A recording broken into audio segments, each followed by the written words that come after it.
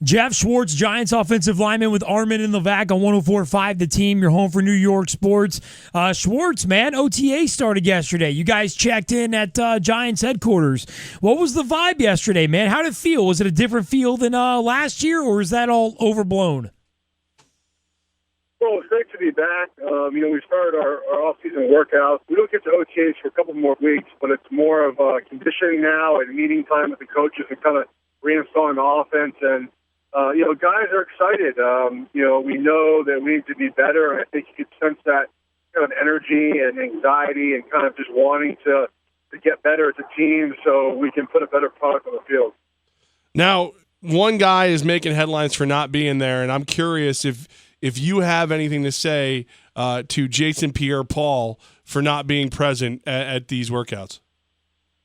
I did not even know he wasn't there until I saw a report about it. I mean, I had no idea.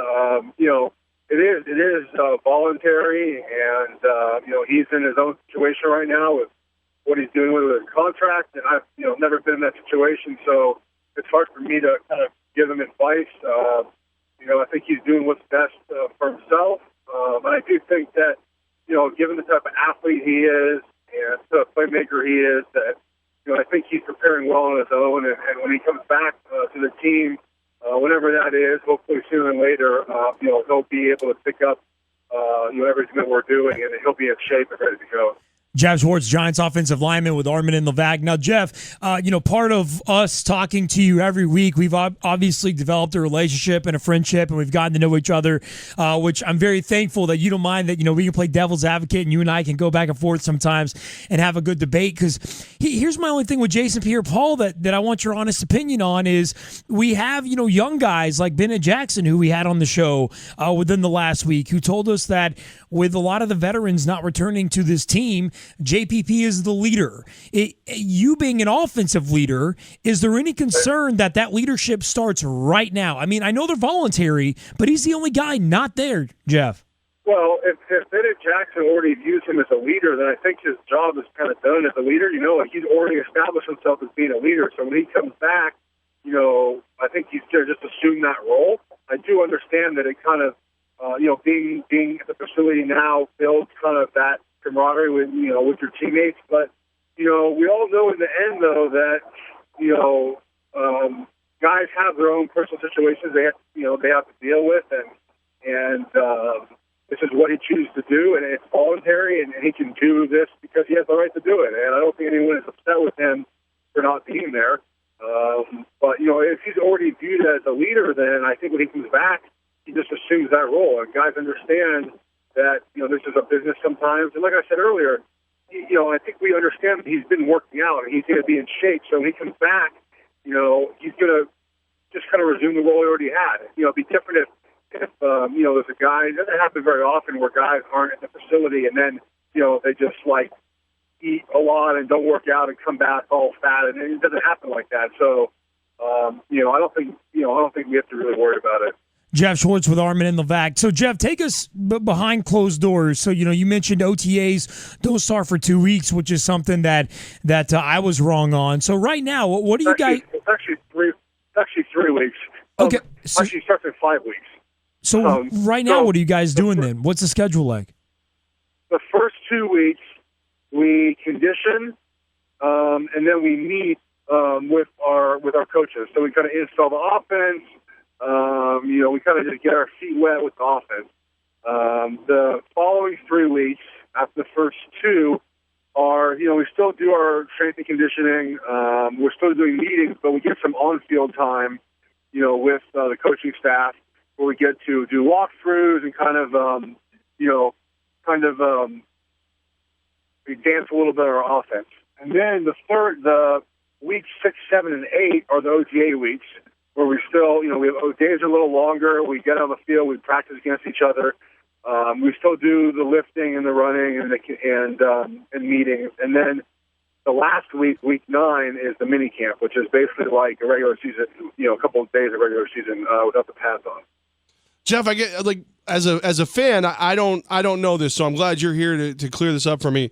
I look at the JPP situation, and the only reason it concerns me is the new defensive coordinator. Now, is there any chance he comes in behind missing this time with Spagnuolo?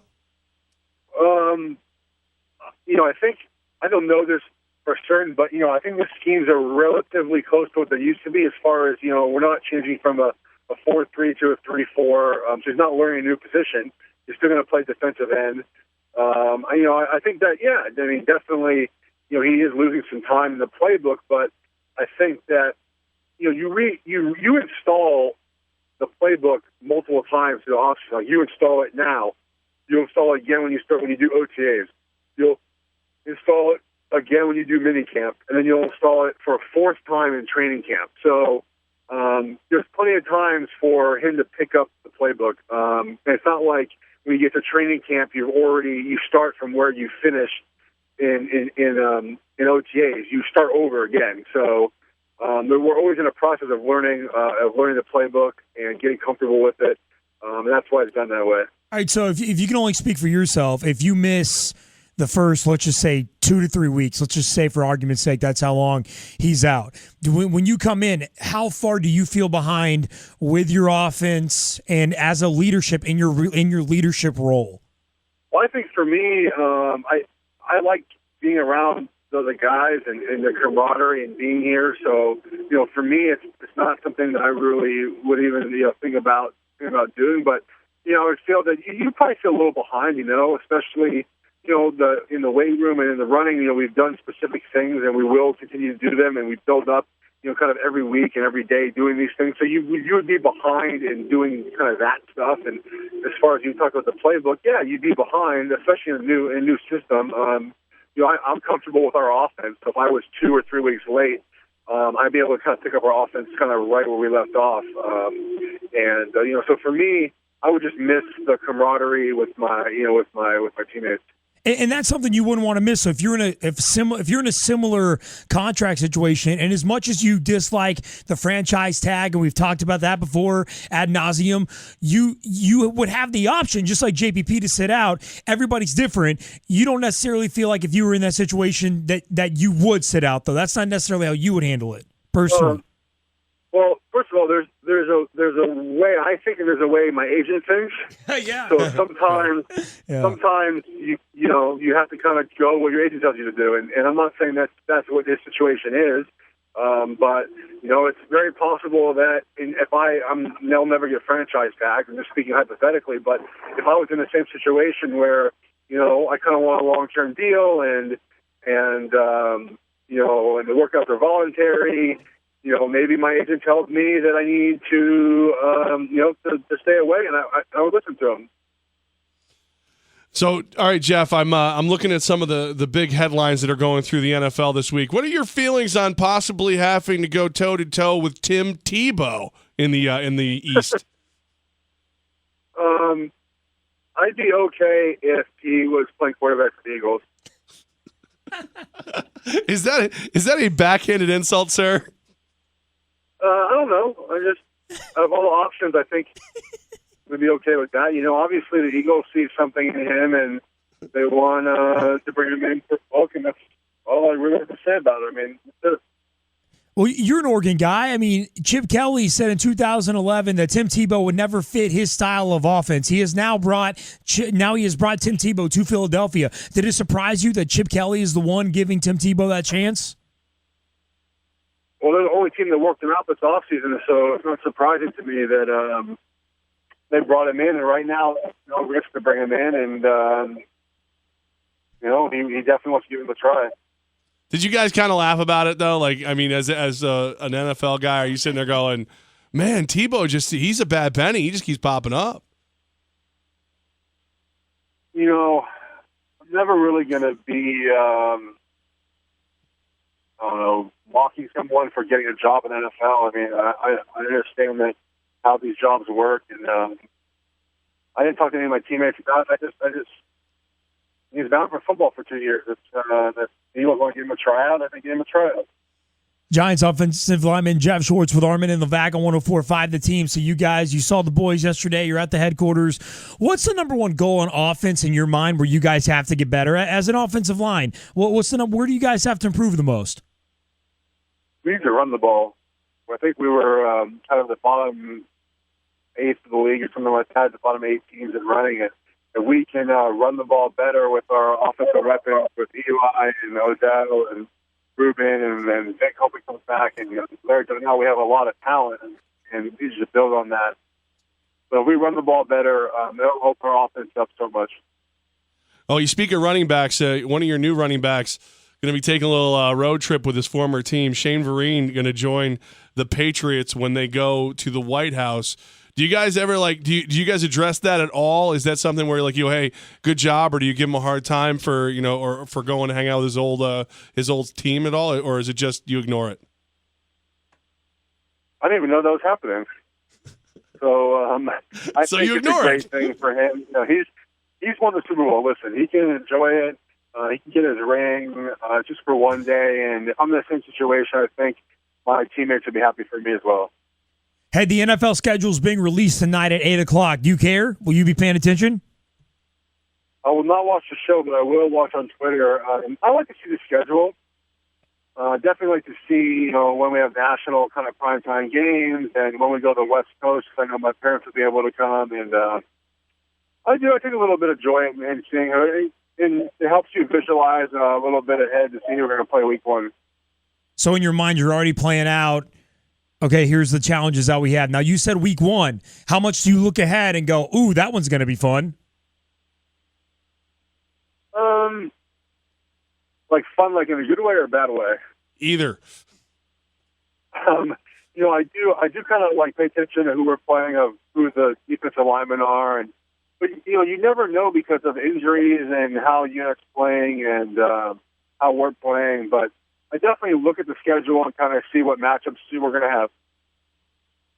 Is one of the teams that you're looking at Dallas, and are you looking forward to maybe head slapping Greg Hardy? We watched a little bit of some Dallas cut-ups today and then meetings. We definitely should have won that second game, I think. So we kind of owe them. I'm not really worried about Hardy. He might not even be around when we play them, but that's definitely an opponent that we need to get after. So you guys are watching film already on NFC East teams or other teams or what? No, we were just kind of going over a place from last year, and just happened to be a couple of plays from the Dallas game. Gotcha. Giants offensive lineman Geoff Schwartz with Armen Levack, 104.5 The Team. Your home for New York sports at Geoff Schwartz on Twitter, Instagram, Facebook, and YouTube as well. So you're back home now, man. You got you bust out the green egg yet? You cooking fool?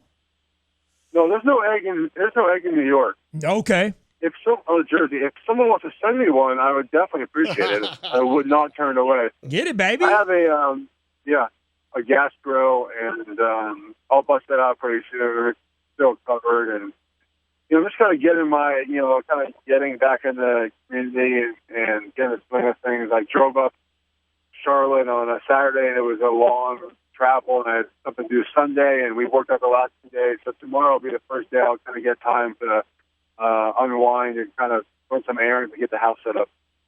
The grocery store is going to know you again. There he is. It's Geoff. Oh, I go like every day, so they know who I am. Geoff Schwartz with Armen Levack on 104.5 The Team. All right, man. We appreciate your time as always. Twitter, Facebook, Instagram, YouTube at Geoff Schwartz. Have fun back at the facility, man, and we'll check in again next week. Thank you, guys. Take care.